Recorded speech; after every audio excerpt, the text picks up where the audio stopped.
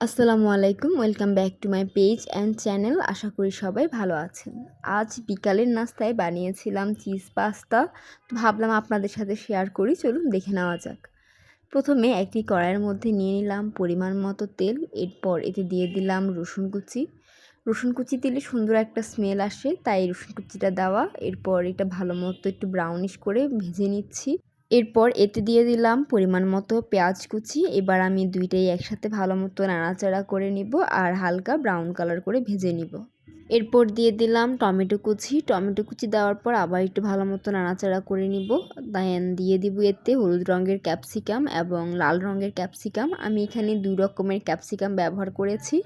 আপনারা চাইলে আপনাদের ইচ্ছা মতো যে কোনো সবজিও ব্যবহার করতে পারেন। এরপর আমি এটা ভালো মতো আবার পেঁয়াজটার সাথে নাড়াচাড়া করে নিচ্ছি। এবার এতে দিয়ে দিলাম স্লাইস করে কেটে রাখা সসেস। এবার সসেসটা আমি ভালো মতো সব কিছুর সাথে মিক্স করে নিচ্ছি।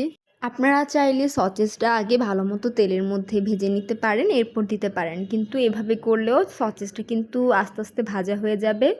এরপর আমি এতে দিয়ে দিলাম কুচি করে রাখা মরিচ।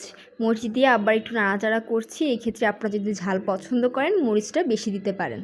এরপর দিয়ে দিলাম হার্বস। এটা হচ্ছে অপশনাল, আপনারা চাইলে নাও দিতে পারেন। এবার আমি দিয়ে দিলাম অল্প পরিমাণে সয়া সস।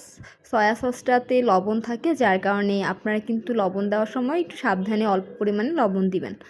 দেন আমি দিয়ে দিলাম সয়া সস। সব কিছু দিয়ে এবার আবার ভালো মতো নাড়াচাড়া করছি। এই সময় কিন্তু অনেক সুন্দর একটা স্মেল আসে। দেখুন কালারটা কিন্তু খুব সুন্দর এসেছে। এরপর আমি দিয়ে দিলাম পরিমাণ মতো লবণ। লবণ দিয়ে আবার একটু নাড়াচাড়া করে নিচ্ছি। এরপর দিয়ে দিলাম সিদ্ধ করে রাখা পাস্তা। এখানে পাস্তাটার সাথে আমি গাজর কুচি করে সিদ্ধ করে রেখেছিলাম, তাহলে আর গাজর সিদ্ধ করার ঝামেলাটা থাকে না। অনেক সময় দেখা যায় কি প্রথমে পেঁয়াজ রসুনের সাথে গাজর দিলে গাজরটা ভালো মতো সিদ্ধ হয় না। আপনারা এভাবে আগে গাজরটা সিদ্ধ করে সাথে পাস্তাটা দিয়ে দিবেন, তাহলে কিন্তু দুইটাই একসাথে হয়ে যাবে। তো আমি এখন সব কিছু একসাথে ভালো মতো মিক্স করে নিচ্ছি। এরপর আমি এখানে পাস্তার সাথে যে মশলাটা থাকে সেটা দিয়ে দিচ্ছি। দিয়ে ভালো মতো আবার নাড়াচাড়া করে নিচ্ছি, যাতে মশলাটা পাস্তার গায়ে ভালো মতো লেগে যায়।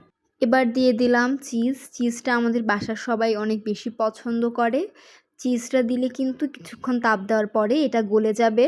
এই চিজটা আমার আম্মু বাসায় বানিয়েছে। আপনারা চাইলে আমরা এটার রেসিপিটা শেয়ার করতে পারি। চিজ বানানো কিন্তু খুবই সোজা, বাইরে অনেক দাম দিয়ে কেনা লাগে, কিন্তু আপনি যদি বাসায় বানাতে পারেন তাহলে কিন্তু যে কোনো কিছুর সাথে ইজিলি আপনারা চিজ ব্যবহার করে খেতে পারেন। আর এটা খেতে কিন্তু দোকানের চিজের থেকে অনেক বেশি ভালো হয়, হালাল উপায়ে বানানো হয়। তো দেখতেই পাচ্ছেন আমার কিন্তু চিজ পাস্তা একদম রেডি। আর এটা খেতে কিন্তু খুবই ভালো হয়েছে। আপনারাও চাইলে এভাবে ট্রাই করে দেখতে পারেন।